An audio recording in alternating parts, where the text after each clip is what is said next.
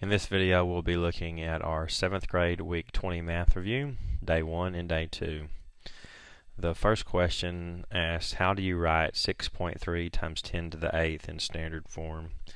I'm going to do one like this and see if you can do this one. When we write a number in scientific notation, the first part of the number is some number from 1 to 10, not including 10. So if I had, say, 5.7 times 10 to the 5th,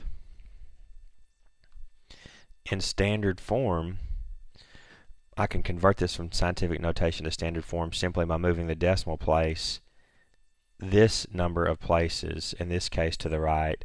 So this number, 5.7 times 10 to the 5th, would become 5, 7, and 4 zeros. 1, 2, 3, 4. Imagine the decimal right here between the 5 and the 7. I'm going to move it 5 places. 1, 2, 3, 4, 5. And all those empty spaces get zeros. 5.7 times 10 to the 7th is 570,000. Alright, with that information, see if you can convert 6.3 times 10 to the 8th from scientific notation into standard form. Likewise, going back into scientific notation is simply counting how many places we're going to move the decimal. Let's say I had 7,500,000. Well, currently the decimal is all the way to the far right, and I want to write this as a number between 1 and 10, so I'd write it as 7.5. How many places am I moving the decimal? 1, 2, 3, 4, 5, 6. So 7,500,000 becomes 7.5 times 10 to the 6th power. The decimal was here, and I moved it 6 times to write it as a number from 1 to 10. See if you can now convert 69 million into scientific notation. Well, sometimes we're interested in looking at very small numbers. This 69 million, very large. This 0.1, 2, 3, 4, 5, 6, 7, and then a 9.5, very small number. Oftentimes in science we're dealing with very small quantities, such as the mass of a proton or neutron, and it would be inconvenient to always have to write all these zeros. So how many places do I have to move the decimal to write this as a number from 1 to 10? In this case, 1, 2, 3, 4, 5, 6, 7, 8. This would become 9.5 times 10. This time, instead of a positive 8, times negative 8. When we're moving the decimal to the right, we write it as a negative exponent. When we're moving it to the left, we'll write it as a positive exponent.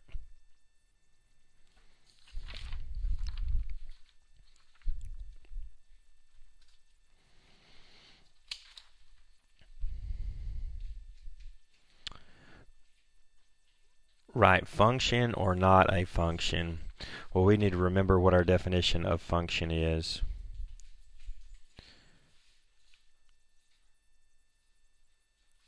A function is a relation. That's a pairing.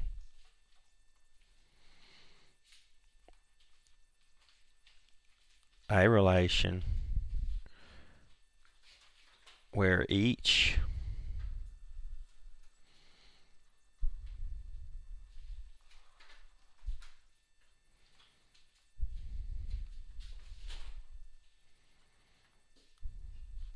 input, typically we use x to represent our input variable,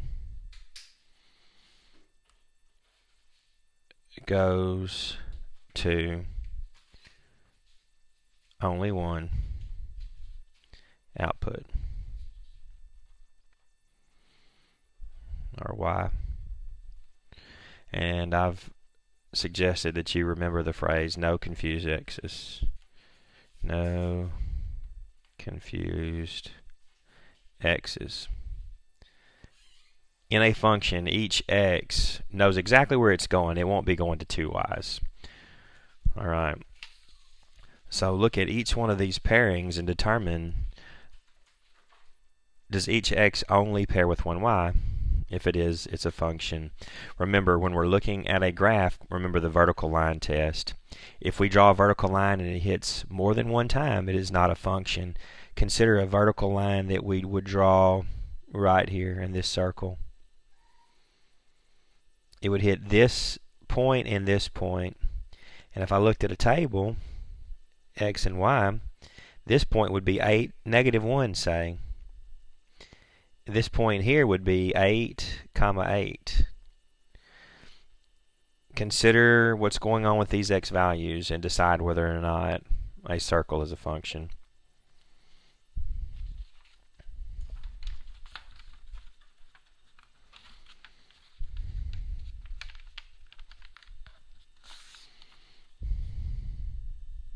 Day 2. Find the slope and y-intercept form of each line. When we're finding the slope and y-intercept form, remember our two-step process. First thing we did was find the y-intercept.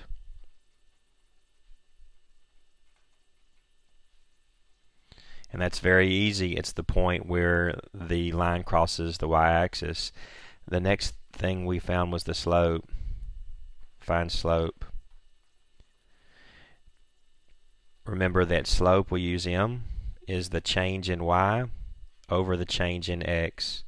So what we need to find slope is 2 points.